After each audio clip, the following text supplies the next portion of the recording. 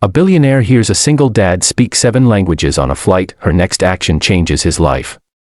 Ariana Vail, the famously private founder of Vail Tech, rarely flew commercial. But that morning, everything had gone wrong. Her jet grounded, meetings delayed, weather closing in. So she boarded a last-minute flight like any ordinary passenger, hoodie pulled low, sunglasses on, trying to disappear, but she couldn't ignore the small commotion in the row ahead. A little girl, 5 or maybe 6, clung to her father's shirt, tears trembling on her lashes. "Papa, I'm scared." The man leaned down, his voice gentle. "Non ti preoccupare, amore. I'm here." Italian. Then, sensing a couple beside them whispering, he turned and spoke in French, apologizing gracefully. A flight attendant approached, asking if he needed anything. He answered in Spanish, warm and polite. When another passenger dropped something, he reassured her in German, helping pick it up. His daughter got fussy again. He slipped into Mandarin, then Arabic, switching comfortingly as if changing colors in a rainbow. 7 languages, effortless. Musical.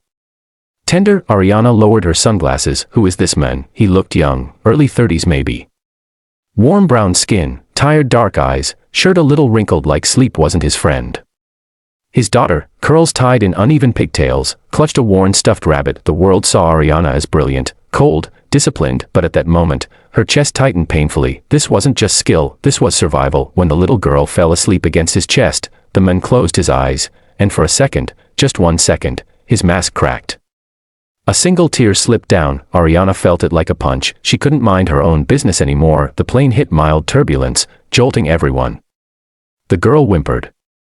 The father held her tight, but Ariana leaned forward. "Is she okay?" she asked softly. He looked startled, not recognizing the billionaire seated behind him. "She's just tired," he whispered. "Long week." Something in his voice trembled. "I'm Elias," he added. "Elias Rahman. And this is my daughter, Hannah." Ariana smiled. "Ariana. Nice to meet you both." He nodded politely, but there was something else behind his eyes. Fear. Worry. Exhaustion carved into bone. The seatbelt sign dinged, and then, everything changed. Hours later, the plane darkened for landing. Elias thought Ariana was asleep, but she wasn't. She watched him quietly fill out a form, an international employment application. She glimpsed the words, "Rejected." "Overqualified." "Visa limit reached." Her stomach twisted. He was applying for janitorial work. A man who spoke 7 languages. When the plane touched the ground, passengers rushed to exit. Elias gathered the small backpack, slung it over his shoulder, and picked up his sleeping daughter. But Ariana stood in the aisle. "Elias, can we talk?" she asked. He hesitated. "Did I do something wrong?" "No," she said gently. "But I think life has done enough wrong to you." His eyes widened at her unexpected kindness. They walked toward the terminal slowly.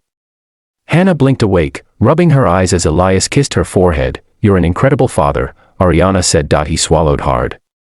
"I'm just trying." She stopped walking. "Elias, you speak 7 languages. You communicate with empathy.